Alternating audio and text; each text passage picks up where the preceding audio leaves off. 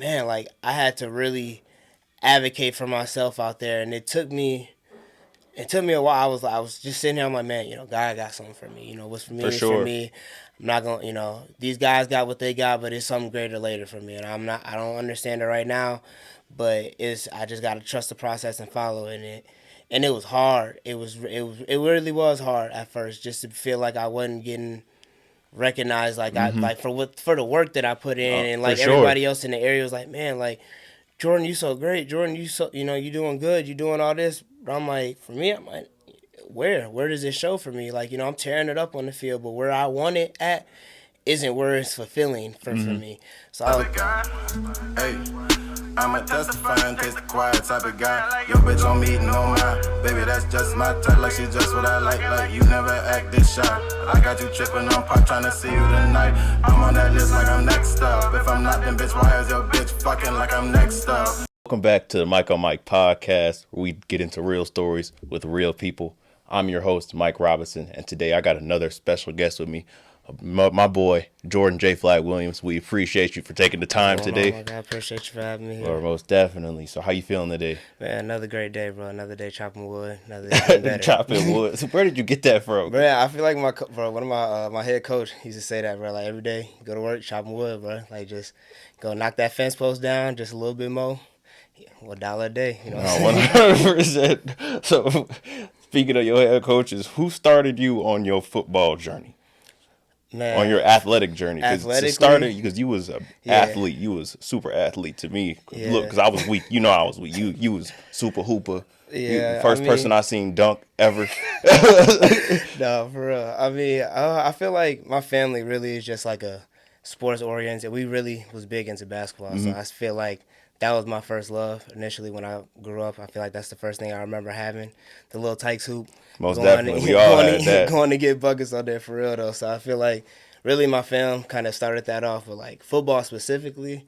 I feel like I always kind of had like an aggression, kind of like in a knack for it. No, They for kind of sure. seeing it during like basketball, like man, this kid's like physical. Yeah, in fact, He you always play like a football player. play always. So it was like my uncle really pushed me to get into like push my mom to, because my mom was not going for letting her baby to play football. So I really had to. I got my uncle really the moment he really he put me through on football, got me through, and I think I started off in Aurora tackle league or whatever. I think I was in third grade. My mom was not going for it. I played baseball too. Ricky got me started in baseball. Shout out that boy Rick. Shout out my boy Ricky, because I used to go to his games all the time. Used to sit there and be the bat boy for his team and stuff. And I'm like, man, what? Why not play? Yeah, why not? Right, I was like, man, I exactly. might as well try. I was like, Mom, I'm like, come on, Mom. I'm like, Ricky can take me to practice most of the Exactly. time. You too. don't I even gotta worry I said, about you ain't it. gotta worry about it. You ain't gotta worry about it. I'm like, look, just talk to Ricky, Mom. That was our famous Exactly. game. Just talk to his Yeah, mom. Talk exactly. to his She mom. said it's okay. Yeah, she said it's okay. Yeah, you know it's okay for me. She went Right, like, so, exactly. really, yeah, that's where it started baseball wise, and I feel like just being able to play with all my friends and stuff, that was cool. Just being like having everybody be around me, that's kind of what got me started for. No, most definitely. So let's talk about your relationship with your mom, because you said she wasn't going for football, but we all know your mom was the loudest at the game, Warden, every I already game. know the warden. So let's talk about the impact that she had on you and your relationship with her. Man, my mom is the rock, bro. I call her the warden, but she the GOAT for real. She's been the mom and the dad for me growing up. She showed me, what it was like to, be a man, and she was never a man, you know what I'm saying? So really just feel like she stepped up and did so much for me. For sure.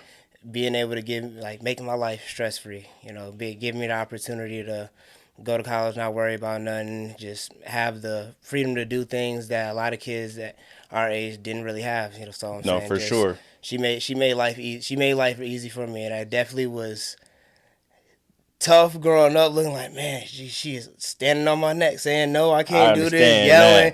Yeah, everybody knew Jordan Mom. Everybody knew Jordan with the flight mom. So it was like had to really just, they always say you understand later, and it's like just really being able to appreciate what she's done. Oh, as I get older, being able to appreciate the things that she sacrificed for me to be in a successful position now. No, for sure. I mean, that's how it is for all of us. I mean, my Yeah. mom was on my neck all the time. Man. Like it felt like I I couldn't breathe remember. most of the time. But I like, remember. but feel like looking that, back, it's you know like what I'm okay, saying? yeah, I needed that. Yeah, I needed it for to sure. be That a beater on discipline, my that neck. structure is important for Right, sure. for sure. So we met back in first grade. We Yeah, missed the first. struck class. Yeah, Yeah. yeah. Oh my So God. so talk about your Churchill. experience. Yeah, the Churchill days, man. Ooh. Yeah. So talk about your experience growing up as one of like the only black kids at the school, because it was me, you, Jalen, And Jalen came later, and and Jalen, Yeah, Keelan, but they all Keelan was Keelan there was from the here. start, Yeah, but like Keelan it was. was really like us three, and that's all I can remember really. Yeah, I mean, so it was weird because I actually moved from Aurora before I came, so I was in like kind of like a predominantly black minority Right, area, for so I sure. was definitely around a lot. So it was definitely. I don't think at that age when I first got out there, I realized it was like that. I kind of like I noticed I was like, hey mom, like it ain't a lot of us out here, but I Right, feel for like I sure. was still so closely rooted with.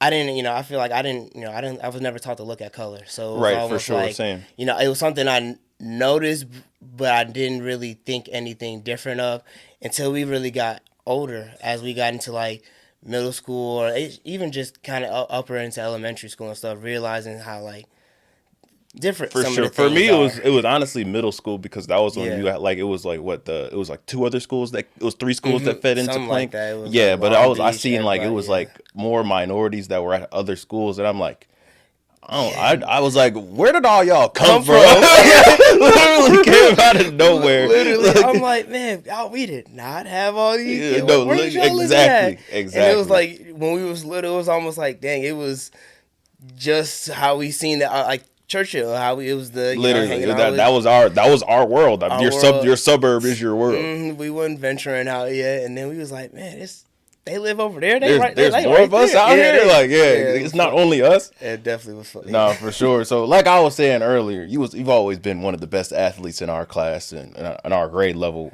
How was that growing up? Like being a man. Like if look, so our AAU basketball day when we first started, look, I was on the 18 for no reason, shouldn't have been, but for me it was pass the ball to Jordan, let him work. That was so. What was it like being the man for say? I mean, it really. I mean, I loved playing with y'all, bro. Y'all really fed my confidence, bro. And I mean, I had it for myself that I was like, I knew I went out there and I was like, it shouldn't be nobody better than me anyway because of how hard I worked for that stuff. And I feel sure. like that gave me the confidence to feel like that. Mm-hmm. Why not give me the ball every play? I'll go all the time after the gym or on the field and stuff, doing stuff afterwards and putting myself in the position to have that confidence. So it was, and then y'all was my boys too. So it wasn't never like y'all was hating on it. Right, it was never like, that. No, for that he sure. was, man. Like it was like, man, shoot, we want to win too. Exactly. Yeah, It's, like, right, we want, it's, we it's watching impossible to glaze you know the what I'm saying? homies. So it was like it was just real cool to. I feel like especially in basketball, as we like played this stuff, it was cool to be able to like dominate the game that I wanted to play. I felt like I could play like a 2K player, bro. I could, do whatever. It wasn't nothing I couldn't do on the Right, court. no, I and feel that. Get away with, but it was that, like I said, that work that I put behind it really gave me that confidence to feel No, like for that. sure. Yang was always one of the hardest workers, like regardless of what the sport was, whether if it was track, football, basketball, baseball. I was playing baseball, but that wasn't for me. A little boring. Man, what baseball the sticks, man. Bro, that's what my pops was always like. My Man, pops it's a tried. different love for the game. Pat played t-ball for like 2 years, and like my pop, I was watching it. And I'm like, bro, I'm not doing that. Like, no, I just couldn't. And my pops played varsity baseball like all 4 years of high school, like all that. But I just couldn't go. I see you. Yeah. Pat Senior was out here, but I just couldn't do it. It wasn't for me. So it wasn't all sunshines and roses. I forgot what year it was, but you tore your Achilles. Yeah. Oh my God. So it wasn't even, man. It started earlier than that. What was the first meet? Because I remember you freshman year when I tore against South when I tore my meniscus. I was like, oh yeah. That was the first surgery I had, and that one took me out for a minute, and it was. I didn't think anything of it. I was like, okay, meniscus. Yeah, the meniscus my knee. was I was done, like, yeah. oh man, it's partially torn. I'm cool, man. Right, I was for sure. still in mindset that I was Superman. That I couldn't be broken. Right. Nothing could shake me, and then it kind of made things a little bit different as I was, as I seen my body kind of change and had like the rehab process of it was just like, dang, like I really gotta focus on what I'm eating. I gotta focus For on like, sure. and I'm working hard and everything, but like now it's what I'm putting into my body that matters. And I was like, man, I can't just go to Wendy's after No, you practice can't. on. I was No, like, what you not at mean, G? all. I'm hungry, fam. Like I'm growing. And so just having to like learn early that take care of my body. But like when year came around and that Achilles injury came up, that was probably the first like real devastating How did moment. that happen? Because I don't think I was there Man, when it was summer league. It was summer league. I was playing varsity basketball for summer league. I got a steal and I got ready to go up for a dunk.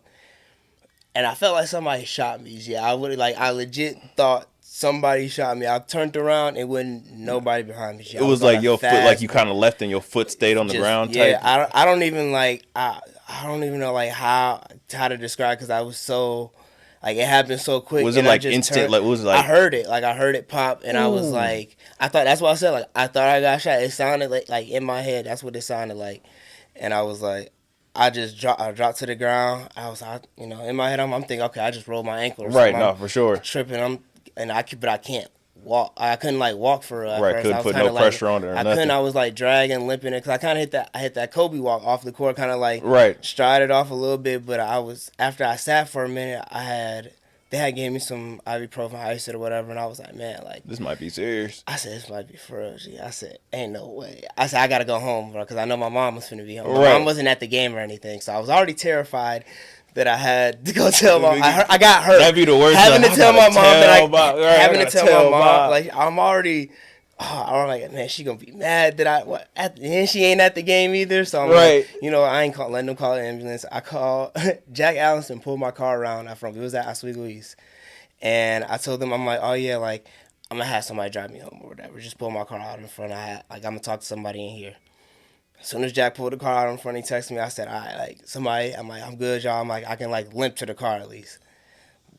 As soon as Jack hopped out the car, he said, who's driving you? I said, me. It was my No way. it was my right foot. It was my driving foot. How did you drive? There's no way. I feel like I still had so much adrenaline that I like was just trying to. You was just I slid my seat all the way forward, and I had to like push my leg down into it, and I was like, man, I just got to get around the corner, Jordan. I just got to get around the corner. It is a minute drive, but like I had to make. Man, I'm not Gee. calling no ambulance. Gee. So I got in. all the people that live over here, and there was football camp. All them people. Yeah, nah. That was, He already knows I wasn't going, man. I wasn't going. I took that drive for myself.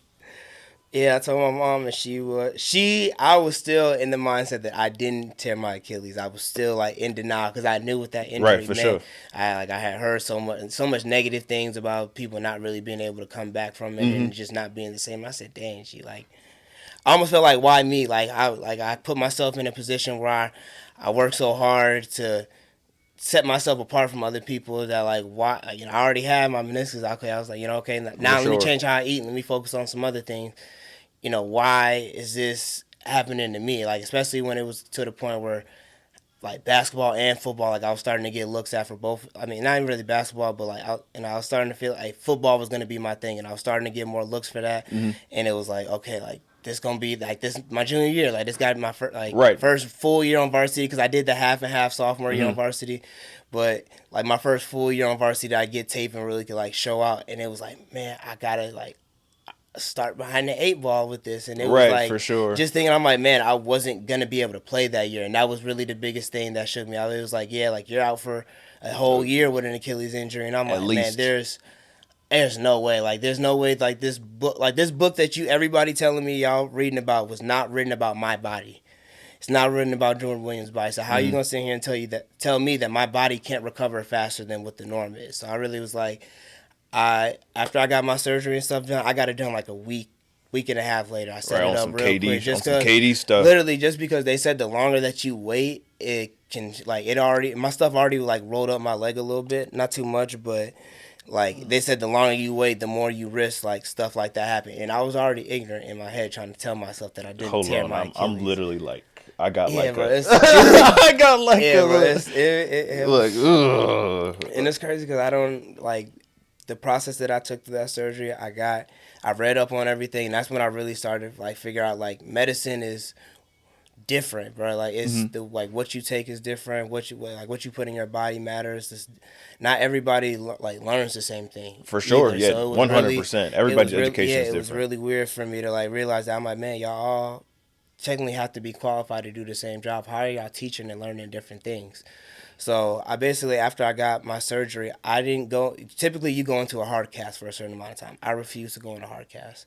I kept myself in a regular walking boot because they said if you keep yourself in a walking boot, you reduce the chances of your calf like depleting muscle. Okay. And I already knew I had bigger calf muscles. So I knew it was already gonna like I could already see it just from not using it for a couple months. I mean, a couple of weeks, and like right. The leg difference is crazy. If you've never had my legs are still different. No, for sure. If you've never had a leg injury, like the muscle, your leg literally looks like your arm. Oh my god! It looks like your arm next to your leg. Your ankle look like you got just a fresh 8 chicken bone, boy. It's bad. It's real bad. So what was the recovery like for the Achilles? Like, it wasn't no regular PT, like you're sitting there doing what was because I know the recovery was tough. So I seen the regular PT that like my insurance covered or whatever, went to like the little Rush Copley Medical Center. And then I found an outside PT, basically a sports doctor and a sports PT. And I was rehabbing with him. He gave me stuff to do, but I was rehabbing with him at least twice a week. But I was doing the stuff on my own because I knew the stuff that he was doing was actually working on top of the PT that I was already getting. Excuse me. No, you're good. But then he was also, I used to get laser therapy from him. Okay. And explain what laser therapy is, so because I don't know what that is. It was basically it's like stem cell laser therapy. It's basically I used to go sit on the table or whatever. He used cold laser therapy. That's what it was. He used to sit there, laser up my little Achilles, and it was like did it hurt? No, it didn't. I almost didn't feel it at all. But it like regenerated, and something like you regenerated the stem cells in my stuff a lot faster and everything. So it made the muscles and everything, the fibers around it that they sutured, a lot stronger. Okay, got you. So I haven't had any issues with my Achilles. So, all your whole college career, nothing, no ankle, nothing. No anything. Nothing. That's on my right leg, nothing. After that, wonderful. Like it was, and I did this in the beginning of June. I remember I got my surgery like June 11th. I want to say, I tore it like June 2nd, June 3rd, and I remember that junior year, I only missed one game. I missed that first game. That was crazy. I missed that first game. First game we didn't play, and it literally was because I got cleared that next day. We played on a Friday night. I got cleared on Saturday, and I said, "Come on, man! Like I couldn't go see the doctor anytime earlier." But I was like, man, come on, like y'all, like just let me play this one game. He was like, nah, like you already know how LeBlanc was because he tore his Achilles, so he was already already on that. That like, there's no way that you like ready to play. Practice, even at practice, he was like, you don't need to be doing nothing. You don't need to be doing nothing today. You need to sit on the sideline next to me. Like I said, man, he's literally running faster than 90% of the offense, and he's 80%, or he like, you know what I'm saying? I don't know. I truthfully don't even think I was 100%, but I think mentally having the game taken away from me like that, or having the thought of it being taken away from me like that, it like shook my whole mind up. I said, there is no way I will not play football. I understand. Like I was like that's benign to hear, for even somebody to say that to me, to like for the doctors to be like, you did like this is bad. Like, we have, Achilles ruptures are bad. Usually people don't come back and play sports the same after that. Or just in general, like hearing that kind of stuff, I'm like, man, like ain't no way. Nah, bro, like not me. Surely not me. Like what's written for me has been written, and it's like it's not up to you and it's not up to me. Like God got that written for me, and I'm gonna go live that out. And I know that's what I'm supposed to go do. I know I'm supposed to go play ball. No, most definitely, he got you for sure. Because for us, it was like we were all at camp and you were playing basketball. So it was like a 3-week span where the basketball players were gone. So the basketball players weren't with us. And I remember LeBlanc was like, Williams tore his Achilles, and everybody was like, what?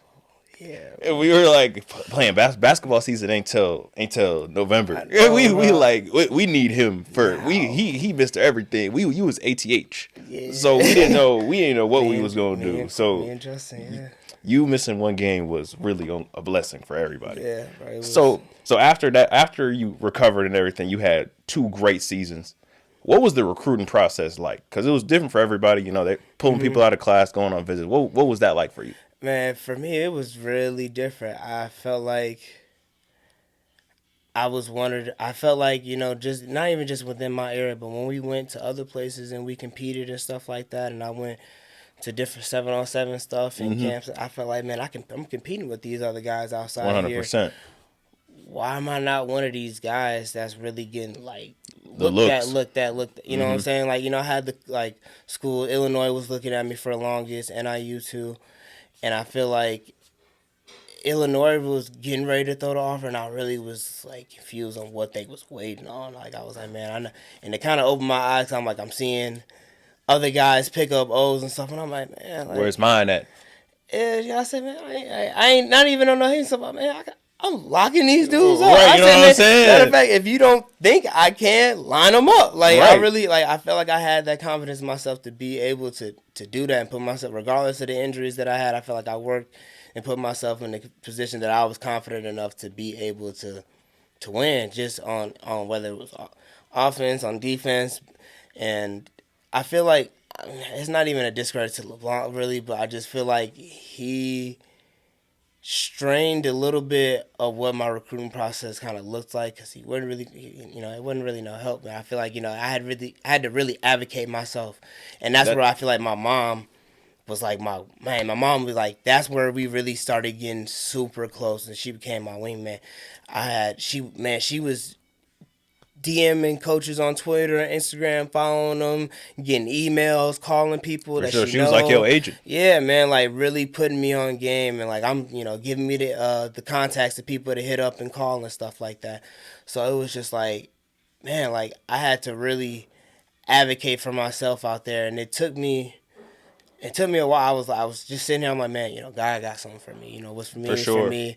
I'm not gonna, these guys got what they got, but it's something greater later for me, and I don't understand it right now, but I just gotta trust the process and follow in it.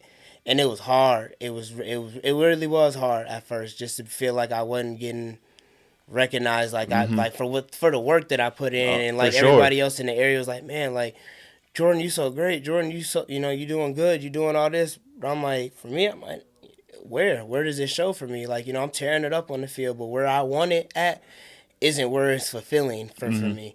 So I was like, it was cool to be able to put a smile on and be like, yeah, man, I'm killing it for y'all. I got this, like, but it was hard, man, going home, especially senior year, feeling like I didn't get them offers. And I was, blessed to have LeBlanc's cousin actually get a job at Eastern Illinois. That's where I committed at first. And he really pushed me through there, and he really was like, man, like, I got a guy, like, I done seen his work ethic. I seen him, like, he gonna come here and he'll work, like, he'll get it. And he really, Coach Boy, shout out, man, appreciate you for that, because he really put me on game and getting me to Eastern.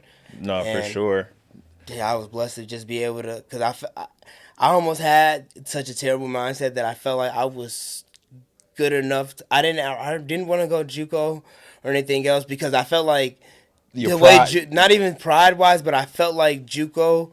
I didn't understand all of it. I didn't understand any of it necessarily. You were young. Yeah, you were 18. And it wasn't anything that my mom or anything had to deal with. It was new to her and stuff. So I didn't really have anybody to help me or understand what that would look like for me. I thought you went to JUCO if your grades weren't good enough to give you a grade share to get your grades back right, and then shake back and go somewhere. I didn't realize that I can go be a 4.0. I was a 4.0 and go to JUCO and then go somewhere else. So, I mean, not to say that I would have took a different route, because I'm happy where I'm at right now and the journey that it took me. But it definitely was things about the recruiting process that I had no clue about. And it was like, as I got into college, and like I was like, oh man, it's brutal. It's brutal. It's like it's like your real life first slap in the face to the world. Cause yeah, it's like that's what I feel like I'm doing right now with job applications. No, literally. But I never was. I was recruited a little bit, but it wasn't that. But for my brother, it's a lot of coaches DM you. Yeah, I'll call you tomorrow, or I'll call you this time and set up a time, or they'll hit you line and they won't call you. You sitting around coaches, waiting. You hit them up and they not at the school the next week. Exactly. Or look. You get an offer from the school. My brother got an offer from this school. Coach got fired 2 weeks later. Yeah, that happened. It's crazy. The college world is brutal. Nuts. It's brutal. It's nuts. It is. So describe. So once you got to know you were at the D1 level, like once you committed to Eastern, what was the emotions that you went through? Man, it was like I felt like for me, I was like, man, for me that was the one I had dreams about going to the NFL, and but like for me, if that one dream I was like, man, I want to go play Division 1 football. I want to be one of them guys that was getting like that. That's D1. I almost D1 want. athlete. Yeah, I wanted that, man. I felt like I'm like, man, I can separate myself. I can work like them guys. I can put myself in the position to be like be one of the guys that I felt like I looked up to No, for growing sure. up to, like watching the Tavon Austin and all the Reggie Bush highlights and stuff growing up. So it was just like I felt like I wanted to be one of them guys so bad that it was just warming that, and to know that I was in a position for not even just myself but for other people to be like, man, like it can be done, because we didn't have really too many people No, going to the big schools. big No, schools, no. or like just like next level in general, like for It was sports like it wise. was less than 10 guys on our Literally, team that went next level in any capacity. even just within our grade, like it was only like for real, like what, me, Justin, Ray J, Charlie. Charlie, and I'm talking about just like the Division Oh, One level, yeah, okay, just the well, Division 1 yeah, level, just like yeah, it's just you three, just really. us three for our class. So it was like, I mean, Yeah, not even it's. just like not them other guys, because they still. Oh yeah, no, Charlie, yeah. Charlie was in Charlie. You should They the was dog, dogs. the dog, dog, Man, dog. man, what for real though? But But yeah, it was. I think it was only you three that went to D1 level.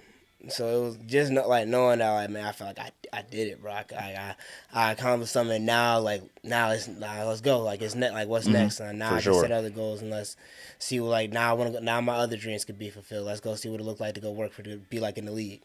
No, for sure. So talk about the difference between high school ball and college ball. Like, did it speed up for you like tremendously, or Yes and no. I feel like the speed of the game, guys were faster, but like it was just really, now it became, I was always the guy athletically. Now it mattered technique wise. Now the little things, like, and I already had the work ethic, but now the little things matter. So Right. now, like, detailing your stance, getting out, knowing plays and stuff, and that's what I really, excuse me, kind of struggled with at first. Was like, no, we didn't have too many plays. No, when we was not at all. and it was like, I felt like, we played some talented guys, but I was like, I didn't feel like I was always super disciplined in my technique, and that was something that, like, I kind of like had to hone in on. I was like, man, like these guys, like I can't. There is no room for no mistake. Right, All these everybody's guys, athletic. All these guys that I'm here on this team was the guy at their school, was the 3-4 star, all that stuff. They was the guy in their area, all that stuff. So it was like, now we got a whole bunch of the guys on the team now who really want it. So it was like that. Seeing, like, that was the real, like, man, especially that first summer, I was like, man, these guys cold. I was looking at I'm like, what? And I'm like, I know I went to like a lower school. I said, man, some of these, hey man, they doing crazy right, stuff. right, bro. And I'm like, and I had to really just like get it. It was almost like I had to psych myself out again. I was like, man, they cold, but I'm here cold. with them I'm too. cold I'm too, here, right. bro. I'm here with them for a reason. So it was like, I could do that. It ain't nothing they could do that I can't. I just gotta work, and I just like, they've been here for a little minute, so some of the stuff they know a little bit more than me, and that Right. was like my biggest, like, welcoming into like asking more questions, like not being afraid to, like, there was work. I thought I was working hard in what I was doing and putting work in, but then there was other guys that was doing more, and that's why I was like, it tripped me out for a little bit, because I was like, man, gee, like, I'm doing the extra, but he doing the extra and some. And I'm like, and I'm seeing it, like, people get successful, and it almost took me a minute to like To adapt to that adapt mindset. to that, because I'm like, man, like, oh man, I'm working. I'm watching the film, bro. I'm still putting the extra hours in the film, putting the extra hours in the classroom. I'm gonna get up and I'm gonna play the game though a little bit later tonight, bro. I ain't gonna get up as early tomorrow and go get there beforehand to go do you stuff. seen other like, guys, like I they- know there's some guys in there doing that, so it was like, it took it like, but that was some of the things that I realized. I started to separate guys from that stuff, and like, it wasn't even just at, like, it was at all the schools that I went to that I seen that, and I was like, man, God, like, there's guys that are just different when they come like everybody work hard because you kind of almost can't be in the like Position you're the in position without you're working in without hard, some of right? the work. So like, but there's guys that really want that have like a different love for that like would do the extra. And I done seen a lot of them guys, and like it was nice to be able to like be around those type of people because it motivated me, because it made me like I gotta do more. Like I'm telling myself that this is enough. There's more. I got more left in the tank to give because obviously, not to even put if he could do it, there ain't no man that can't say I can't do it Right. either. So No, I got you. I forgot what the philosophy is, but it's just like when you're working out with somebody who's like stronger than you, you're naturally gonna perform better. better, yeah. You So kind of push yourself a little bit more. exactly. So talk about workouts in camp. Like was it like really is it really as bad as what everybody talks about? Because like my brother's only is basketball and he's at the Division 2 level. So what's it like football summers in the heat? What's it like at the D1 level? Because it sucked at high school, so I can only imagine what it was like. Fall camp is a different monster for a fall camp. Fall camp, not even summer. Fall. No, fall camp. Them two words right there will scare any man in a football uniform. I think it's rough, man. Just it's what 3, 4 just straight weeks of football every day. It's right before everybody gets to school, so it's like It's August, and it's like the either depending on what school you go to, kind of when it is. You either start like the last week of July and you go until like school starts usually, which is like late August or whatever. Like 20 like for our college students, it was a lot later. It was right. like It's like it'd be the 20s. yeah, it was later than that. So it almost later than that. So it was like that. Them whole 3, 4 weeks, it ain't nothing but football from the time that you wake up to the time you live, sleep, breathe football. Like yeah, we'd have. Oh my God, I have to get up at like. 4:30. This is before this is like what just this is bare minimum. This would be bare minimum without doing nothing extra. Get up, go check in for breakfast by like 7. Usually by like before we used to say like before 7. Got to get there before 7, 7:15 or whatever. Okay. We got meetings after that. Now we'll do special team whatever meetings. Have meetings for full team meeting, special team meeting. We just meeting for the longest, G. And then we'll go break out individuals, whatever. Go do your individual meetings again. Then you got walkthrough. So now we got walkthrough for like an hour and a half. So basically just no pads, no nothing. Just walking through the stuff that we just installed, or we basically watching film like during or kind of like reviewing some of the stuff that we needed to go over from the stuff I got you. need to correct on film. And then walk through an hour and a half. Then you got lunch, but then. Depending on depending on what it was, this is like a schedule for it. It'd be like we go to lunch or whatever, have a small lunch, and then then you have like a little break, kind of like a nap period almost. And then you got like a little bit of time that you have to like get up, and then you got practice. So then we practicing from 3 hours. We was practicing from like. Is it full pads every day or is it just uppers? So for the most part of it, once you get past a little grace period, that it's like you have a stretch where you have to start off in helmets, then you start off in shells, then you work in the full pads. Okay, got you. Like you get a certain amount of full pad practices during this. So like sometimes you have to go like shells, basically just no lowers, but. That stuff didn't make no difference. It was out there. It didn't make no difference because for me, especially full pad days, I'm not wearing no knee pads. Gee, I ain't got my stuff is cut off right here at my thighs. You know what I'm saying? Everybody, I was just it was hot, man. So it was like that kind of was just how it was, and yeah, you practice for us. Like one schedule we practiced from like 2. We used to practice hot day 2:15 is 2:15, 2:30 pre-practice, whatever, to like. Almost to like 5:30, almost 6, G, and it was just like, and then you go shower, go get dinner, and then you go right back to meetings for the What are you even meeting about that much? So now we're either installing for the morning, or we're going to watch film from practice. And then getting we kind cussed out. Yeah, just getting re-chewed out. You dead tired. Just the first, everybody, you be so excited for fall camp because man, you be ready to hit somebody. You've been doing all these summer workouts, runs, and boxing and all that, all the different sand workouts, and Right. just like You, lifting every right. day You and you stuff trying to like show that. off the grind. Yeah, so it was like you excited to like, man, bro, it's like been since spring ball since I got to like hit somebody, Nah, so for it sure. look a lot different for like.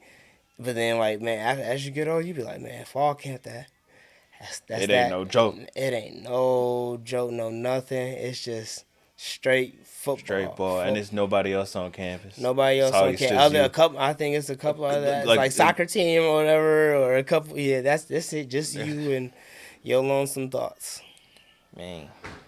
Yeah, It's I a guess great I time, got man. out. You Right. gotta, yeah, you gotta love it, bro. No, for It's sure. you That's what my brother be telling me. He's like, yo, your love of the game is gonna be like tested. summer test your love a little bit for real. Cause it's basically just you wake up. You really are only obligated. I mean, for us, for our school, you really were only obligated to do one workout a day. So it was like you got up in the we got up in the morning, we had weights, and then we had conditioning. Okay. After that, your day was done. But some people went to work. Some people had like summer school and classes and stuff like that. Mm-hmm. But then there were other workouts throughout the day that you had. They were we'd optional. we'd Oh. have like cycling stuff, jump rope, sand workouts, and we did boxing and stuff. My boy Jay used to get us right with the That's boxing. fire. I felt like That's them a hands. fire workout, Yeah, man. I man. feel like them hands fired. I ain't gonna lie. Definitely feel like them hands fired out. Jay was getting folks right, but just like different stuff that give you opportunity to keep working, and then.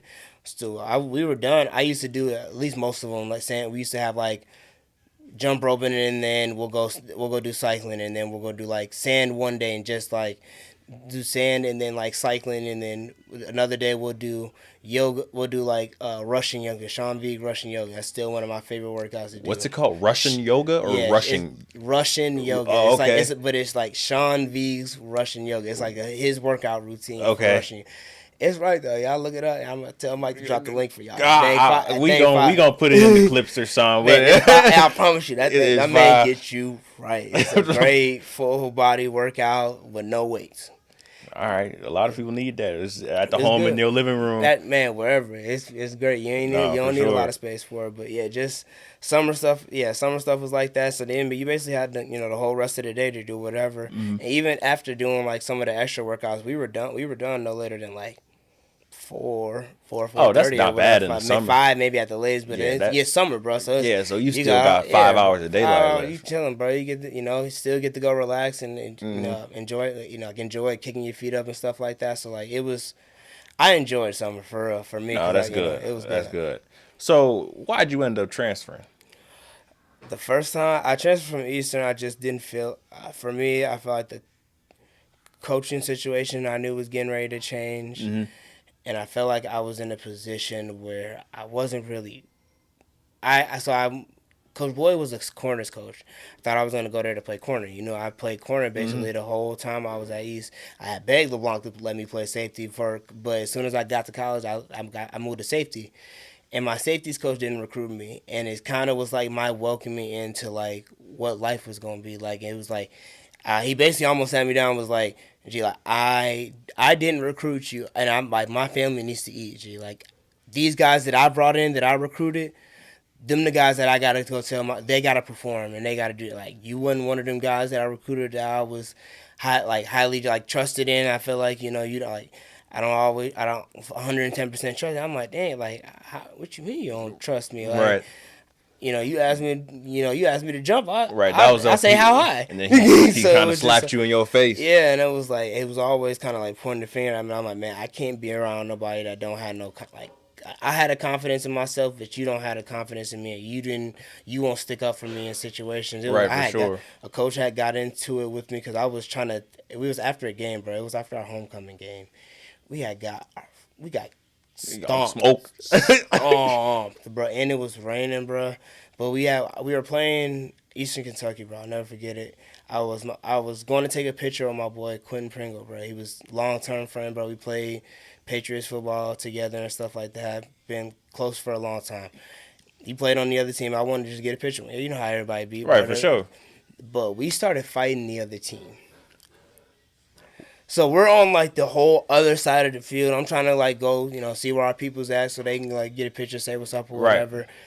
Man, our coach started tripping, wigging out like, oh man, everybody get in the locker room right now. Everybody get in, like, oh man. I was like, well, let me try to catch you after the bus. And he's like, man, like, can you not hear? Like Coach Cummings, like, is you deaf? Like, I've been said, like, get in the locker room and you acting like you hear. And like, I chose the red shirt at this point because I was, on special teams a little bit, but not really. So Right. I was like, I was traveling and stuff, but I had got in. I knew the, like, red shirt rules basically were like, you were, you had 4 games to play in before you were able to, like, burn your red shirt. And I was like, well, I know I'm not gonna play here for real. Like, I might as well. I want to Keep say your I'm gonna keep my eligibility. eligibility so I can, like, go somewhere else. And he was just like, man, you sat on the sideline the whole time like a cheerleader and didn't do anything. And I felt some type of way. G. I'm like, man, like, I would have felt some type of way too. You I'm a grown man. She like, you can't talk to me like that. Like, I understand, like, it's high emotion situation, but take emotion. Like, you're a coach. G. Like, you gotta be bigger than that. right? And my coach didn't, and my safeties coach. This was the linebackers coach that was yelling at me. My safeties coach didn't stick up for me. So, like, that was part of the reason why I felt some type of way. And I left. So I transferred to Kansas State. And this was during the COVID year, so this was like really. So it was like I transferred, and I was like, man, we weren't even really sure if football was going to be played this year still. Right. So it was kind of like up in the air with things, and I was like, man, was this the right move? Like, now I'm playing Power 5 football, and it was Right. like, now this looks different. That's a So, jump. like, this is a jump, G. I'm like, this is what I wanted to. I'm like, I always talked about being, I'm nine, almost 10 hours away from home. Um, I'm playing big boy football Right. now. What big was that campus. like being that far away from home for the first time? Because Eastern's only like, not only, but it's like 3, 4 hours. Yeah, like that that ain't ain't nothing. far, Your G. mama Yeah, can get to you in a day. You can Man, get home literally. and back in a day. No, So for real. what was So, it like being 10 hours away? Because I ain't never been that far. It was really. So I guess I'll kind of explain a little more. Like, I didn't get the chance to really, like, play there. So, like, since it was COVID and everything, I got there, started doing stuff for fall camp, got all my stuff for the facility, but there were different guidelines that were coming out with COVID, and I guess I joined or all my stuff didn't transfer over the right way. Like credits and stuff. Credits Yeah, and just it's always all the stuff wonky when you. all the stuff that Yeah. they told me they had taken care of for me didn't get situated. So they were talking about, like, they weren't sure about my eligibility, all this other stuff. Like, it was just everything you could possibly think of was going wrong with it. Right. And they're like, you basically, like, especially because of COVID guidelines, like, we can't have extra people around either. Like, you won't be able to, like, participate in doing some of the other things. Like, you can get on some of the, like, the Zoom meetings for, like, meetings and stuff like that, or like, you like, if you want to go work out and use, like, you'll have to do it separate outside, like, outside of the team and stuff like that. So it really made me, like, I would have felt some type of man, way. if it really feels some type of way, then I'm like, man, this is like the real. Like, again, another opportunity where, like, football was taken away from me, G, and it was like it was really hard for me mentally, especially being that far too. I didn't know anybody out there. I felt like I uprooted my life and left and, like, put Was my it, hope was it on like this. abrupt when you left? Like, did you know you were gonna go to? Because how was like being in the transfer portal for the first time? Like, That was tough, G. The portal, especially during the COVID, it was so tough because so many schools were unsure of what their season was going to look like. Right. So there wasn't, and, like, what it COVID looked like in general, as far as, like, life just in general. So they weren't even sure, like, funding wise, what they were going to be able to, like, offer scholarship wise, all that, like, money stuff. So it was a whole bunch of just money talk. People were unsure what they were going to do. We're not going to bring a guy in on scholarship if we're not even going to play this year. And I'm like, man, like, if you wanted me, you wanted me, or whatever. So it Right. was like, I was happy K-State. The coach actually hit my mom up because my mom reached out to him and followed him and stuff, and she sent him my tape and all that stuff, and she was like, have him call me, like, we'll get some stuff situated. So they got the ball rolling and stuff there. So, like, it was hard though. It was months, just sitting there wait, DMing coaches, bro, every day. DMing the same coaches, trying to find, hitting people up, like, hey, man, like, hey, bro, slide me your coach email, bro. Slide me, like, such and such, slide me your coach, you know what I'm saying? Slide me your coach stuff. Right. Send them my tape. right. It's a Send them my lot. tape. It's a Like, lot more of who you know in that recruiting game than you And than really. it was, than you yeah, really and think it was about tough because I didn't have, like, a lot of college tape either at the time. So it was just, like, I really was going off, like, my high school stuff, and, like, I was sending them workout videos and different stuff that I was doing, like, with people out here and stuff, like, just sending them stuff that I still can. Like, a lot I'm of still people- working. I'm still right. working and stuff like that. So but, like, going back to, like, Kansas, it was just tough, like, having that opportunity, feeling like it was taken though, just because it was like, being like you said, like being so far away from home for the first time. I was like, man, like I came out here. I thought this was gonna be Right. Came out the here to ball, dream, and I bro. can't even ball. I can't even ball, bro. I can't even do nothing with the team. I felt like it was, like I was working, bro. I was going to school and I was going to work, and I felt like I was a regular student, bro. And it like really, it put me like it really brought me down, bro. It put me at a new low because it was like, man, I never thought I'd be in a time in my life where I wasn't playing football. Right. And it was the first time I realized that at some point I'm gonna have to hang the cleats up. Gee, and It it was was the realization was coming earlier than yeah, you thought man. it I was was. like, but it was like sickening to me to like wake up every day and not have the one thing that I felt like I worked my entire life for to have. Mm-hmm. And it just it like pained me, bro. I'd still go work out every day. I'd go work out at my job at the gym we had because I was like, man, and it was basically the same thing. I was basically in the portal again, but I didn't burn the year eligibility. So I was like, man, like I just want to go somewhere. I just want to play football, and that's basically like now I'm telling coaches like, well, how you at Kansas State and how you at East? Like, what's your situation? I'm like, man, like having to explain all that stuff all the time, bro. And not really. I'm like, man, I just want to play football, man. I Right. don't like. I was at the point where it don't matter where I go. I just want to go play ball, and it was like tough being in the portal again. So I was just like, man, now I'm a two-time portal hopper. I said, Right. man, That bro. coaches don't really like that. Man, coaches was not going for that. So it was like Right. So what was it like the second time? Was it not easier, but harder. This was way harder because again, I don't have any film. I don't have any college film. So I'm sitting here sending coaches high school film, high school tape, right. And you workouts redshirt and sophomore. yeah, Or workouts and right. stuff. They're like, man, this dude ain't playing football in a minute. And I was like, but it did feel like that for a while. I was like, man, I ain't played ball in it. I just want to hit somebody, man. I just want like just give me the opportunity. I know I can go out here and I can go work for myself for a spot. And it just being able to get to UNI was a blessing in disguise for me because I had no clue who you and I straight lied to that girl.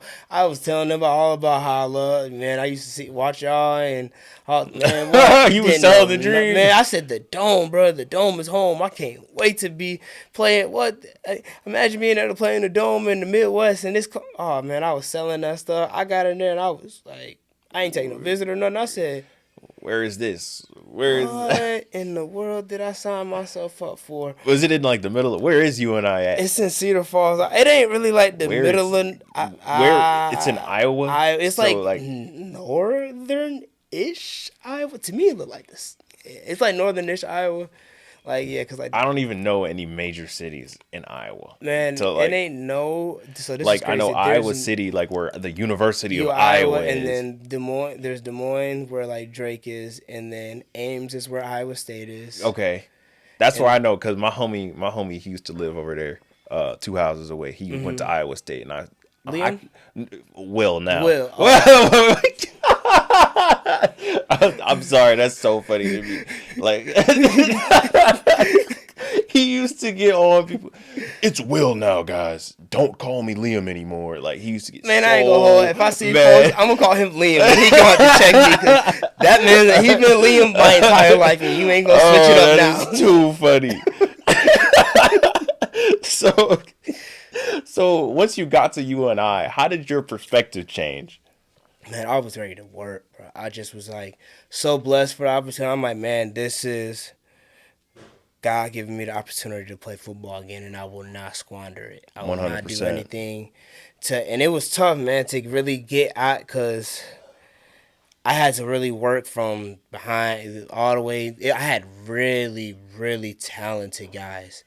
And like you and I felt like we almost was like, I was telling people we was bounce back you because a lot of these guys that's here, man, they either came from somewhere, greater and just, everybody's journey brought them there, or like a lot of these guys shouldn't be here because they was way more talented. And we had a cold, every year I felt like my team was cold, bro. We just, either coaching wise, I don't know what it was. We couldn't put it together. Yeah, that's a lot of time how it be. That's how I felt in high school. I felt like we should have won the chip, or at least went way farther than where we went. Yeah, that was coaching. That one was coaching. Bro, No personnel. That one was coaching. It be It was rough. Yeah, but I mean, just being like, man, I had guys like that's in the league now, like Omar Brown, bro, my boy. He playing for Green Bay right now. Benny Sapp, he just got picked up by Atlanta. I know my boy Wu was in the league and stuff.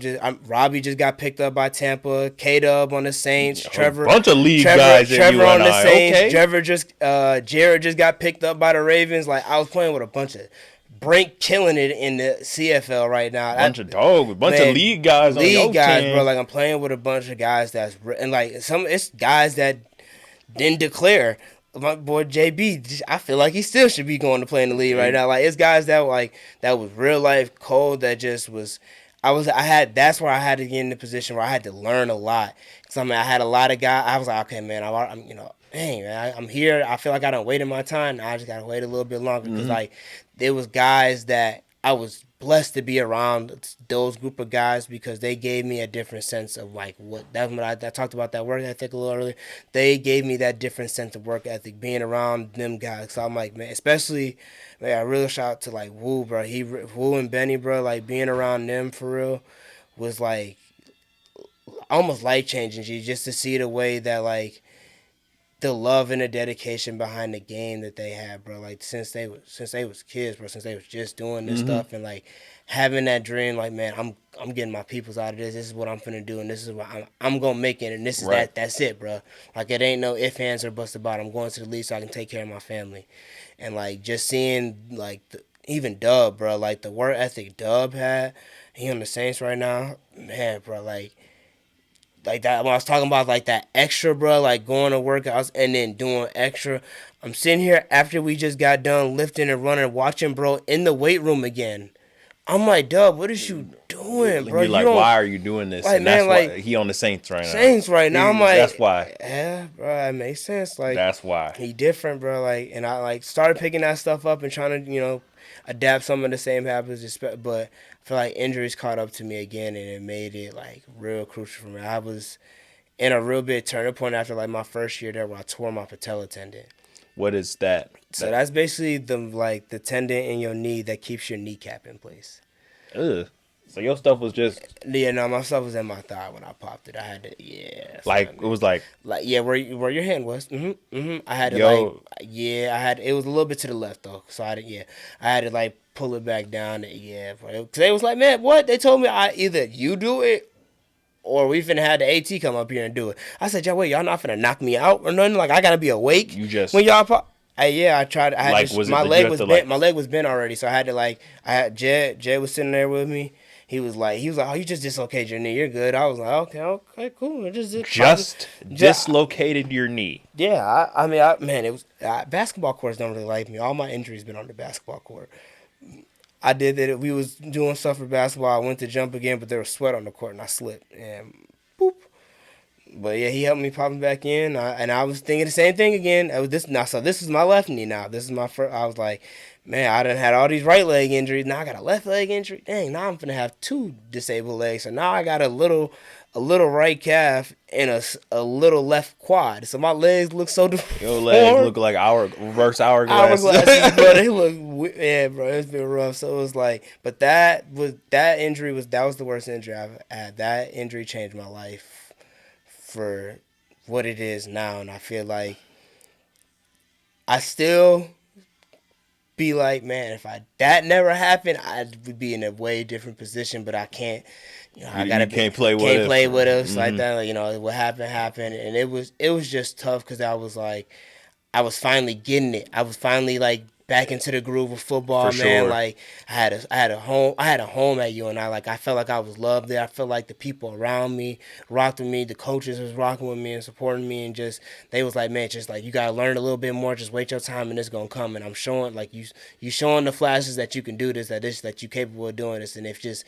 felt good to be back at football, especially for sure being at such a low point at Kansas State. Like it was like I went from being like a plain weight, like I was a 185, 190, like safety.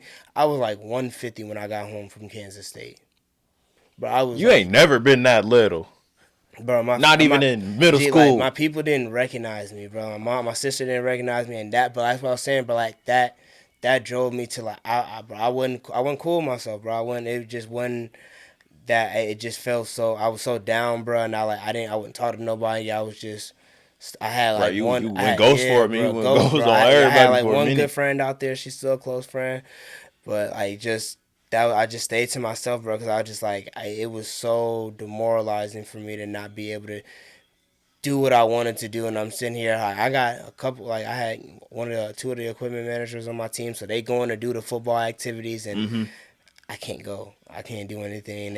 I'm sitting here. I gotta here. I didn't even want to go to the games. I couldn't. I was just like sick to my stomach, bro. And I Right. just No, I like bet. getting back and having my people's like almost not recognize me, bro. Really just like made me want to do better, Get bro. right. Get right, bro. And just so I was so blessed to be able to feel like I was getting back to myself, and then now I'm back to a breaking point, bro. They telling me I probably won't play sports again because of how bad I tore my stuff, and like it won't. It's like this injury is like it's bad, Jordan. Like we don't like it's not just like a normal like Right. We it's don't know like what's it's going on them on. like ACL grades. Like this is like bad that happens and stuff like that. So it was just tough. Like my leg, man, I'll never forget. My leg was straight for like 2 months, like completely. Yes, just like In one of them, like straight braces, yeah, that is straight locked. brace, bro. Yeah. I couldn't, but like bend my. I didn't realize how much you bent your knee, like doing activities just in life. And I couldn't I, bend my knee for the longest, bro. And it was like, it was just so, it was so tough, bro. I just like, I had to really start talking to people, bro, and start like just expressing myself to others because it was hard to be. Felt like you needed help with a why lot of I things, did, bro. right? I was like, man, why is this? Why does this continue? What am I doing that this is a continuous pattern that I feel I'm working, bro. I'm grinding, bro. I'm head down. I finally started getting a little bit of praise, a little notice. How I get hurt or something happened like that, and it was just like I wasn't understanding it, and I feel like that's what really got me down, like really got me connected with God after I got like I felt like I had a strong connection beforehand, but like after I told my patella tendon, I was in a dark, I was just in a dark place, bro. I was just real upset all the time, sad, angry, because I'm like, but I was still like working, bro. I still, I You still had the stayed to the course for yeah, sure, still disciplined. I'm like, man, I still, regardless of how I feel, how I wake up, I know I'm this not how my story gonna end. I know it's more to the chapter. I know it's more to it. I got more ball to play left in me. There's for some more sure. in my heart for me to get. So I'm gonna get up and I'm gonna go do the extra. I'm gonna do the workouts, the PT. I'm gonna get in here early and do the water. I forgot what the water treadmill, the hydro treadmill and stuff like that. Get in here, do all the extra stuff to get right, put myself in a better position.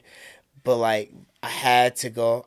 Really had to sit down and start having to talk to God, bro. Like it really was like one of them pivotal moments in my life that I'm like, it's bigger than me. This battle I got going on is bigger than me, and I Right. need You've some. done I enough need, on your own. yeah, bro. I need help, bro. I need God, bro. And it was just like for me, just being able to really get connected with Him and realize that He put me through everything happens for a reason, whether good or bad. And I got it tatted on me for a reason because I truly believe that everything that It does statement is happen for a true. reason. And it took me a long time of asking God, like, why me? Like, like I had to understand when God said yes and no Hmm. necessarily. And yes, you can have football. Yes, you can have the things that you want, but no, you can't have it to the capacity that you want it. You got like there's something else that I want for you that you is, and I still don't all the way understand it. I'm Look, still, we only 24. yeah, I'm You only still trying to 24, figure it so out, you man. got So it's time. just like, man, I be sitting on my man. Why not? Why wasn't ball my route? Why wasn't I? Why am I not still playing football? And I'm like, I just gotta trust the process. Like what's for me is for me, and it can't nobody change that, but me necessarily. I'm the only person that can get in the way of what God has for me. So that connection I have with Him now, I'm blessed for I'm almost blessed for the injury because it taught me a lot of discipline. It taught me a lot of things that got me connected with my Creator, and I'm truly like blessed to be in the position I'm in because of it. No, for sure. We love to hear that, man. So, has your faith always been, before your injury in college, has your faith always been something that you've leaned on? Yeah, and I felt like I don't, and man, I ain't even scared to say it. I felt like I was one of them Christians that had fake faith.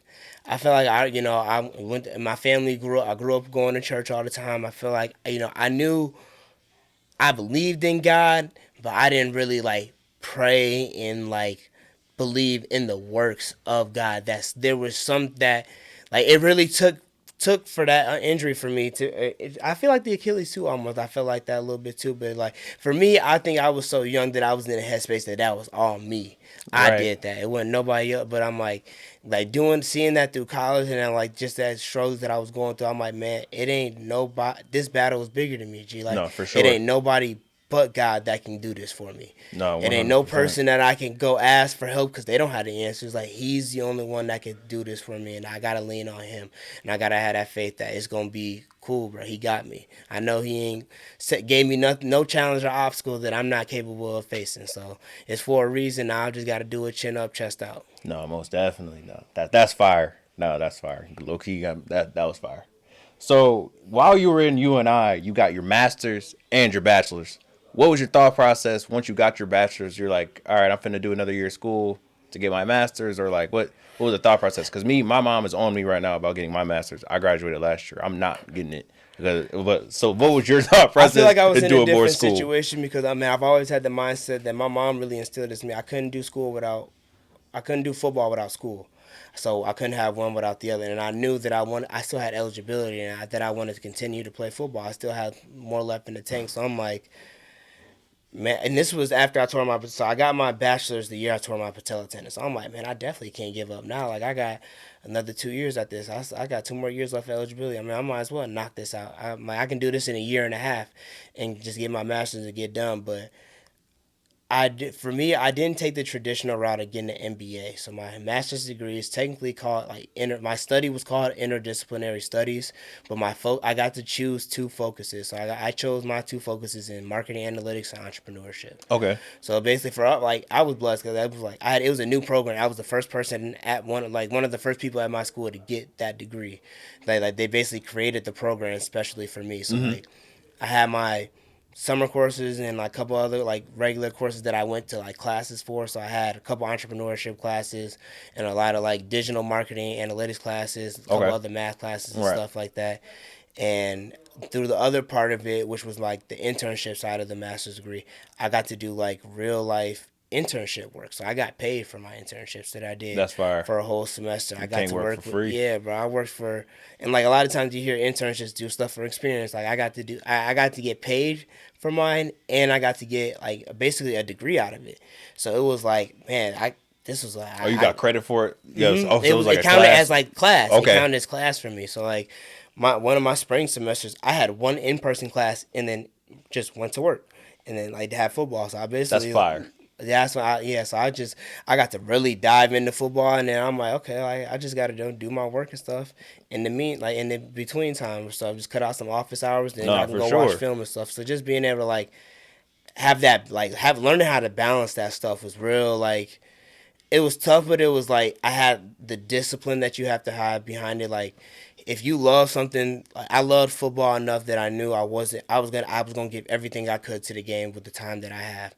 I was gonna stay up and watch film and do extra stuff. I was gonna watch different DB tapes and the other guys' highlights to try to Mm-hmm. study people and stuff. I was gonna do the things necessary for football. Now I just know that, man, I know I'm gonna hang these cleats up one day. It's one thing that somebody can't take away from me is my education and my knowledge. Can nobody 100%. take that away from me as a black man? And that's Never. powerful, G. Like especially for us as black men, can't nobody take our knowledge and our power away from us. So like, just knowing that I was setting myself up to be like basically I'm already behind the 8 bar. Now I'm putting myself right in the pocket, so I can be No, in most a definitely. position to level up and even just like to show other people that it's something that could be done. Like, even just like for our friend group guys, like I know I'm one of the only ones, one of the guys with my masters, and just showing some of the guys like, man, like it can be done, bro. It I can, know. like I just don't want to go I back know, to bro. school. That's what I said, bro. I had the luxury.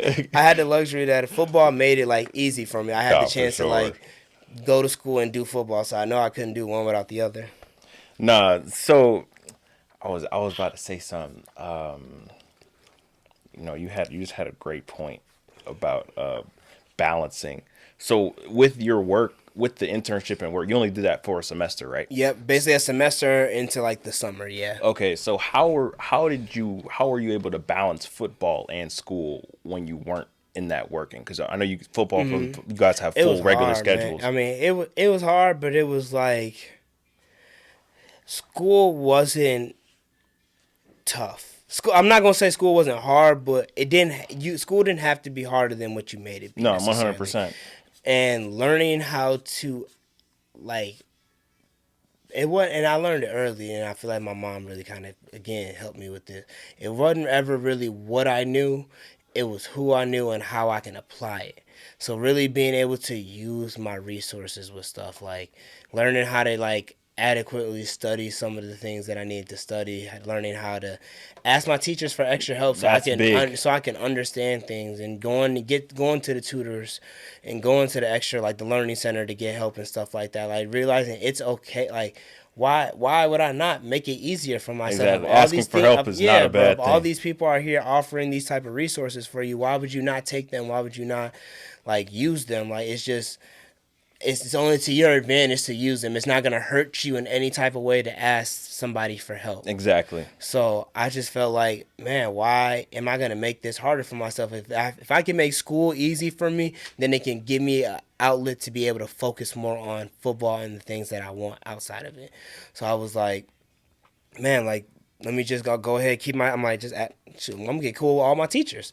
I was best friends with all my teachers. I had teachers, but then now it becomes who you know. So now later on in life, if I need recommendations or something like that, or other things, or like, who do you know job wise? Like, can you help me out with stuff like that? Like, just being able to make connections with people is one of the biggest things that I learned with like having to try to figure out how to balance that stuff, like making connections with people in classes, like just be, hey, I missed some classes. Hey man, We all do. We all do, hey, man. telling the girl, like being cool with the people and telling people, being cool with people in class, like, hey man, like can you look out for me? Can you take notes for me? Can you make sure I get the stuff for class? Like, I got some stuff. I'm trying to study for football. Like I gotta Right. make sure I'm cool game prep and all that other stuff. So it was like putting a little, or wanting to sleep in. Hey, it happens. It literally happens to the best of us. sometimes But you got both them pieces of paper. that nap. Both Yeah, of them. I needed both of them for No, sure. for sure. Hey, and guys, go to college, man. Like, I know there's a discourse going on what TikTok, Instagram, whatever it is. Go to college, man. Like, I ain't even gonna say go learn something.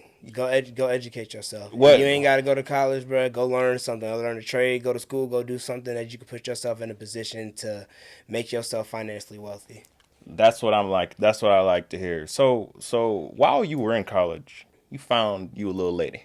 Yeah, bro. I found my girl. So how did y'all meet? She actually, I want to say she reached out to me. Oh, okay. That's Well, that's a little different. Yeah, I mean, like, it was a little, yeah, look, I was, we played the liking game or whatever. I did, and she liked my stuff, I was like, oh, man, you ain't okay, cool, Oh, right. whatever. I DM'd her and stuff, but I was real, like, standoffish. Like, I was kind of like, it was during the summer, so I was always just, head down, football, and it was really hard for me to differentiate people in football. I had a very hard time. Like, I had my fun in college and I had my social life, but I had a real hard time being like, oh yeah, spending my time with these people is cool, but football, that pigskin, that thing, Right. you know what I'm saying? That's nice. That's where my mind is Oh at. man, right? You ain't trying to watch football or something? Right. I I don't know if this gonna work. No football on Saturday. No football, You ain't trying to watch no nothing? football, no athletes, no basketball, no nothing. Oh yeah, this is rough. So it was hard to like get somebody my attentions, but I was dry texting her for the longest, and then I finally. Yeah, bro, I was bogus. I was doing a bodean, bro. I definitely was. And then I think she had like posted a meal or something on Snap, and I was like, oh, well, let me, like, man, you over here making good plays, like, let me get a plate or something like that. And she said, but maybe if you stop dry texting me and actually act like you wanted to respond. I said, oh. You called you out on it. Called me out. Called you out straight up. I said, okay. But that's how we like them. We like them bold. Got it, man. Got to stand up. So I was like, okay, let me see what this one about. Maybe this one got a little bit more spice. I started giving her the time of day, and we hung out one time, and we kicked it off, and it was. I've been rocking. That's been And my now rock. y'all, Yeah, and that's now my y'all dog. here. Yeah, I've been rocking with her ever since. I love that girl. Nah, for sure. So you love that girl. Y'all expecting. Yeah, I got a little dude due in August, man. I'm excited, We bro. we got another J name on the way, or Jakai, bro. oh, Jakai name's already picked out. Yeah, Okay, name's already picked out, all bro. right, Jakai Williams. Yeah, bro. All right. So what's the emotions that you're going? What was the initial thought? Were you like, Oh, bro, I was were you tripping? Were you like, tweaking, bro. Tweaking is an understatement, bro. because like me, I was bored. I literally, I think I would have a heart attack. Yeah, bro. Like my left arm would go numb. Somebody would have to call somebody. Like I couldn't even call. I didn't want to call nobody because I didn't. I thought I was Right, convinced right. I was like You- this was surreal, you bro. was I like, it's said fake. there's You just fake. fake, bro. I was like, it ain't no way, like not me, bro. Ain't no way, bro, not Yeah. me. It can't be Like, happening not to me. not me. Like surely not yet. I was like, oh man. I was like, and I'm thinking, I'm like, oh man, this is it. It was such a whirlwind of emotions to be like, man, like my whole life is like it's gonna change, like everything, because I was in the process of like trying to figure out whether overseas football was gonna be something or the one of the like XFL CFL type of things was gonna be a thing, so just trying to figure that out. And it even just like getting ready to like not sure what I was doing, but like just still like unsure like what I had work wise and all that, so I was just like, man,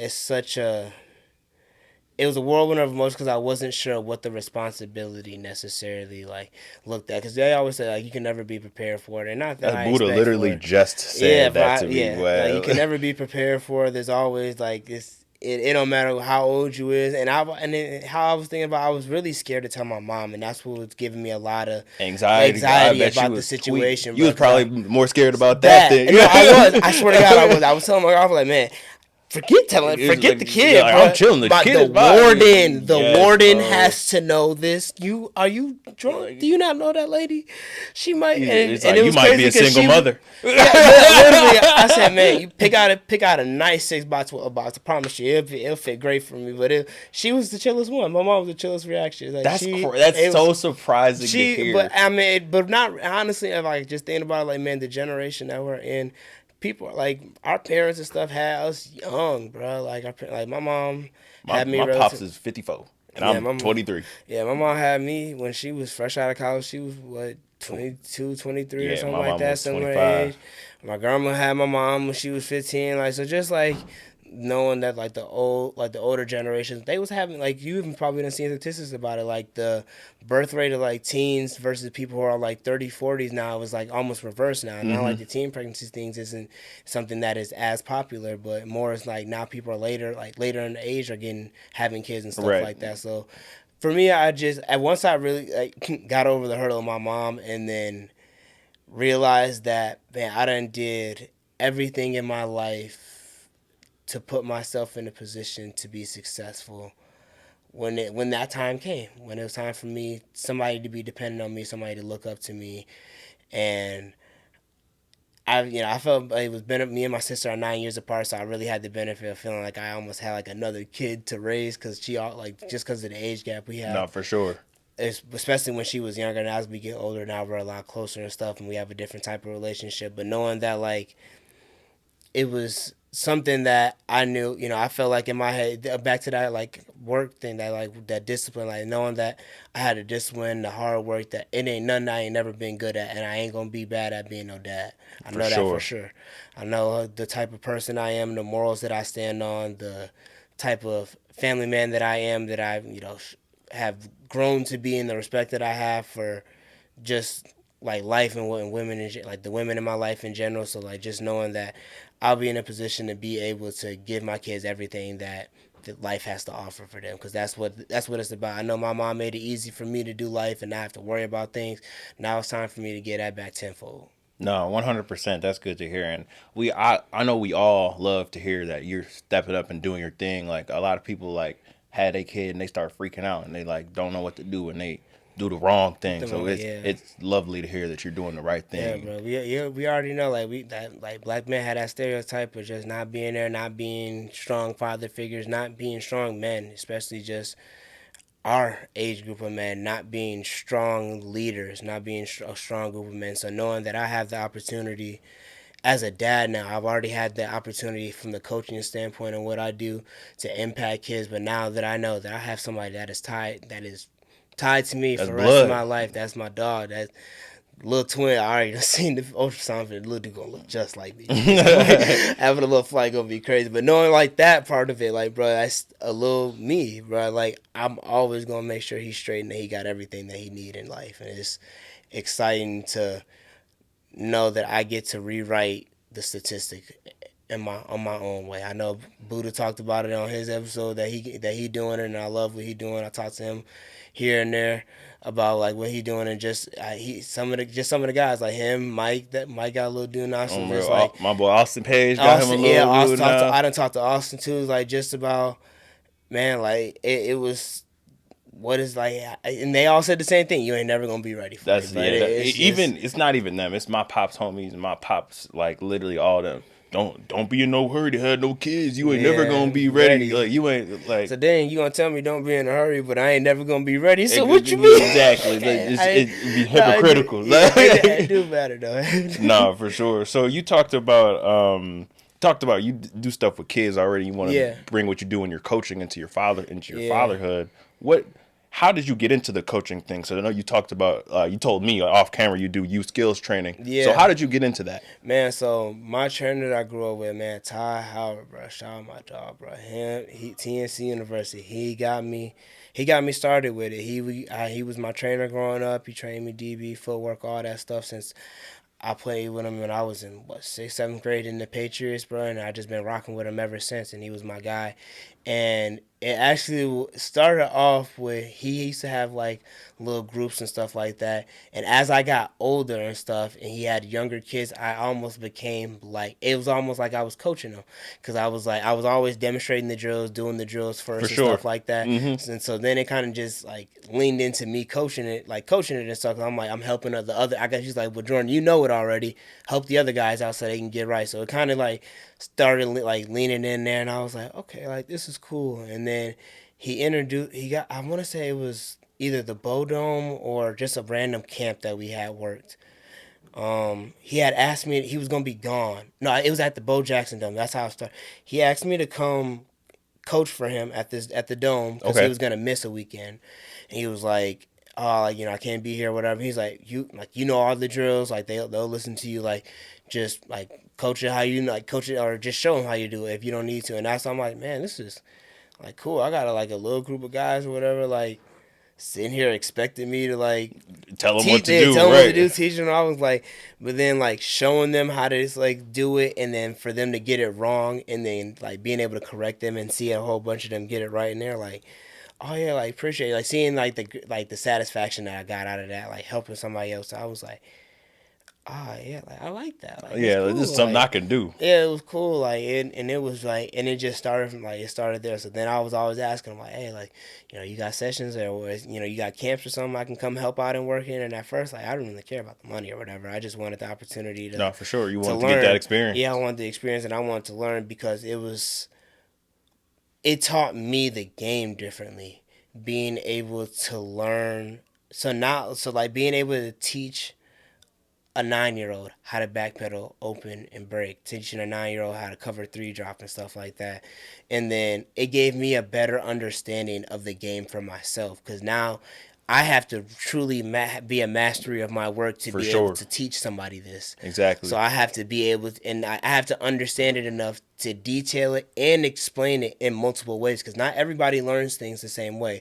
So now if one kid or a couple kids don't get it one way, I have to be able to articulate the same message to them in another way for them to be able to get it. So it just taught me like different communication skills and different like learning patterns of different people because I was like, okay, like this is like okay. Now now I understand. So now when I'm doing this stuff for myself, I'm like I can't get it wrong. Like Right. I'm over Right. here You tell you teaching it. right, you Yeah, I'm can't over here teach it wrong. can't teach it wrong and then go do it wrong. I was like, man, I gotta perfect my own craft Hmm. now. So it just made me hone in my work a little bit more for myself because I'm like, man, I want to be able to teach this stuff, and I know that there was only like a couple of DB coaches, a couple like even just like skills trainers that's like, you know, I know trainers and stuff are becoming more popular, but even as we grow, there wasn't many things like No, people not out at here all. getting trained or like just trainers available in general. So it was like knowing that too, that I have the opportunity to like do something that's not been done out here for us to like give back to is like, No, oh most yeah, like I want to definitely. rock with that. I want to do that. Nah, for sure. So, what would you consider your long-term plan,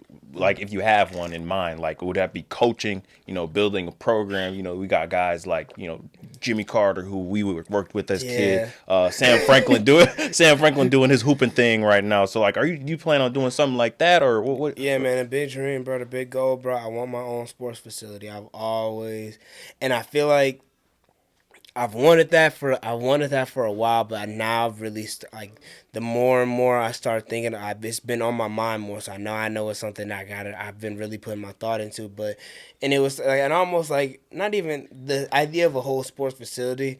Really, I wanted to coach and have my own like just coaching like Hmm. gig or whatever. I go train guys. I have my own little, but like my going to my sister's volleyball tournaments and being on the other side of the AAU stuff. Now I was used to seeing basketball courts and stuff. Now these people are playing on volleyball courts at like basketball facility, like places that I went to for basketball tournament. And I'm like seeing the where the money is at. The opportunity is Seeing crazy. man, like I got a facility that got eight, nine basketball courts, and I got 16. I got 20. I mean 16, 20 something volleyball games going on now. Yeah, Now I got a turf slap, so now I got soccer games and stuff like exactly. that. Yeah, So they just they like got the basketball court goes on top of yeah, the turf bro. now. So Yeah. knowing that it's like that the money side of it when I started getting to school and realized I'm okay, like that's something that can I love doing and that could be fulfilling in life as far as like financial and being wealthy and stuff like that. So it was like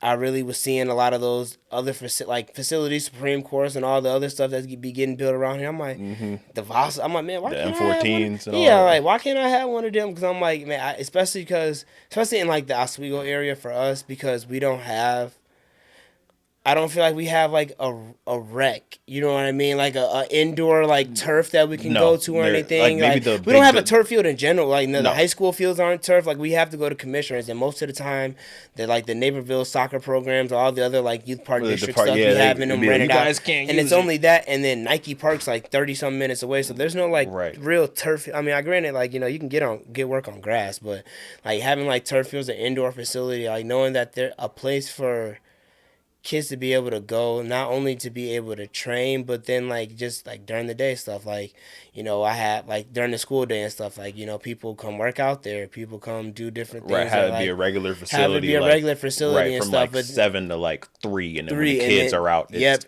athletes, yeah, athletes, and then it's athletes, so because then I'll still be able to do stuff like CrossFit training and stuff in there, and just be able to open up the facility and for what it'll be able to do, I can like, and knowing that every like that the importance of being active it like bro we was always outside always we always was never outside as kids inside. like kids are never outside now they're always on like, every kid at the age of 2 probably now has a tablet an It's iPad or ridiculous. something and it's It's like ridiculous. I get it we had a whole bunch of toys and stuff but like they're not out like They're not using their kids ain't as imagination. athletic anymore bro like some of these kids I coach like I love them to death but like they're not as athletic I look at like and I even did like just like some of the guys that like I played with or just even myself in general that were extremely athletically gifted that are sitting at home now and I'm thinking like man some of these kids don't got an athletic bone in their body like there was kids on my high school team that I knew weren't going to play college football but they was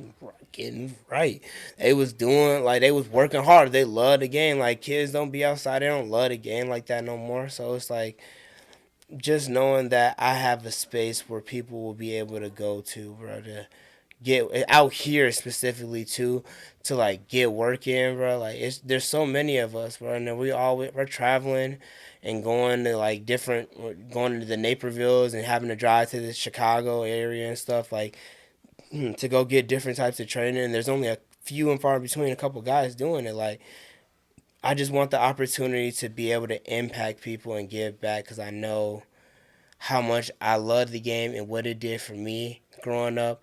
I can only imagine what it would do for other kids and somebody else that has a similar drive or that wants it No, just for like sure. me. And I know there's kids, and that's why I say a facility, not just for football, because I wanted to start off, I'm working ground up, start with just football, give me a little garage or something like that. But end goal, I want all athletes to feel like they have a home, somewhere to go train, because that stuff matters. That sense of belonging and connection that you get with being with a team, being with a community, a group of like-minded individuals that have like that same drive and goal that you have, like surrounding yourself around people that are wanting success either more than you or just as bad as you, only can push yourself and either you gonna drown or you gonna get on top, you gonna get on the way wagon and get riding with everybody. So it's like just I love that environment, and I fed off of that so much and through my life with sports, and especially through college, seeing that different work ethic people have. I want everybody to be able to have the opportunity to do something with that. Nah, for sure. Giving back to the community is huge because, like you said, like growing up, we didn't have no None of trainers that, or bro. anything like that around the area. Like we'd have to go to Naperville and the Chicago's and all that just to get some little and pay an Extra, arm and a bro. Like, leg yeah, and bro. just to get a little extra work in outside of just being at the school. So yeah, no, that's good to hear, man. So wrapping up here, looking back on your very long journey. We're only 24, but you've been to three schools. You tore up Two. both your legs. So Man, what? still need another surgery. I need knee replacement now, Right. bro. I'm still putting that off. So looking back, what would you say that you're most proud of That I never gave so up, bro. far? That I never gave up, bro. Like, not even just like an accomplishment that I could say that I have specifically. And, I say my master's degree is something that I'm extremely proud of because I know it's, especially as a black man, like I said, bro, that knowledge is power, bro. Can't nobody take that away from me. Can't nobody take that degree. It says Jordan D. Williams. Ain't nobody taking that away from me. It's Never. mine. And I take a lot of pride in that and take a lot of pride in my education and my knowledge. But, like, You just knowing should, that, brother. like, through the things that I went through, not it's hard. You already hear the story that it's hard enough to be an athlete in college. It's hard enough to be a Division I athlete. It's hard to go through injuries and stuff like that and different things that life and obstacles that it brings you. But I wasn't okay with I wasn't okay with being content. I just feel like that's what I'm most proud of. That every day that I have the discipline to keep going, that I understand that my why is gonna be the reason why I get up every morning, that I have that discipline in me that I'm gonna go do something and I'm gonna go be successful, and I ain't gotta worry about that, and that's what I'm proud about. That I like. It's almost like my bragging point. I know I'm gonna work hard enough to get to where For I'm gonna sure. be at, and I ain't worried about it. I may not have it right now. It look tough. It's stuff you gonna struggle all the time. That's what life is meant for. They say God ordained problems is you need them. You need the Right. type of obstacles in your life to He gives his hardest problems to his tough toughest soldiers soldiers. all the time, bro. So I just know if people cheering me on and I'm doing the right things, that means I'm getting too comfortable, bro. That means I need to go back to the grind. So I need to go back because it started off with just you clapping and cheering for yourself in that room, bro. Just having that motivation to get it for yourself and knowing that I got that, bro, and I got that. I'm always gonna have me. I'm proud about that, bro. And I pride myself in that for No, for sure. sure. We all proud of you, man. I Cause appreciate that, I G. didn't even know Cause you tore up your other leg. I can't yeah, even lie bro. to you. Like I was Yeah, that's that's my new boy. knowledge to Boy, me. that's where my big scar is. That thing, yeah, that's the biggest and the largest scar. Yeah, that thing, yeah, Ooh. bro. That scar be scarring, bro. That scar is scarring, boy. That It be rough, but nah, that looks rough. They cut your knee up, like my kneecap was up here. so. You said what you So was your at patella practice. tendon, so like you're Okay, basically like this. Your patella tendon is down here. okay. Once it snaps, your knee can't bend your leg because every time you bend it, your knee will pop out. That's what keeps your knee in place. Get the rub in his leg. Bro, because I tore my meniscus in this leg and I had to get like 30% of it removed. Oh, So I ain't got no meniscus in my right knee. I need a whole knee replacement. Yeah, I'm missing a couple things in my there. meniscus is pretty much not there. Like I can literally every step I pretty much feel this. The Like, grinding. Oh yeah, I ain't got nothing. G, that's what I feel every day. That arthritis. It's not every day for me, but you said that arthritis be arthritis. Man, boy, I got a 30-year-old. I got a 40-year-old body. I be feeling old sometimes, but 24 going on 50. 50, man. But hey, I love the game, bro, and I wouldn't trade anything for it, bro. I take all the bruises, all the surgery, all that, bro, because No, for sure. Because I mean, I tore up mine senior year and I played like 5 games on it. So it's whatever. I wouldn't go back though. Like the senior year was fun. Fun, bro. That was some of the best. That was my best ball. But that was get right at tight end. Come on now, you know what I'm saying? You know what I'm saying? I was doing a little song, but so last question: where can the folks keep up with you? What's the socials? Man, y'all can keep up with me on Instagram, bro. I'll be on there. JFlight12. It's probably been the same thing since I was like 12. I think I've been being called that for the longest now.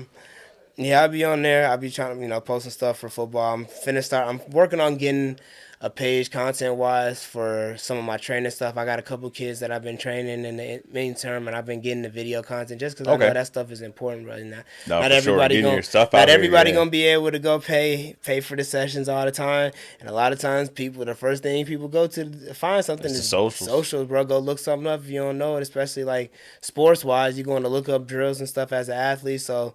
Man, if y'all in the area, y'all tuned in, y'all got little siblings that need footwork, I ain't even just talking about football. I can cater to any type of athletic ability, man. Send them to me, I'll get them right, G. Don't even worry about it. Send all your little cousins and little bros to my boy, man. I promise y'all I'll get them right, bro. I know the game for real. Nah, for sure. But we appreciate my brother Jordan Williams for coming on the pod with us. And I'm your host, Mike Robinson, and this is Mike on Mike, and we'll see y'all on the next one.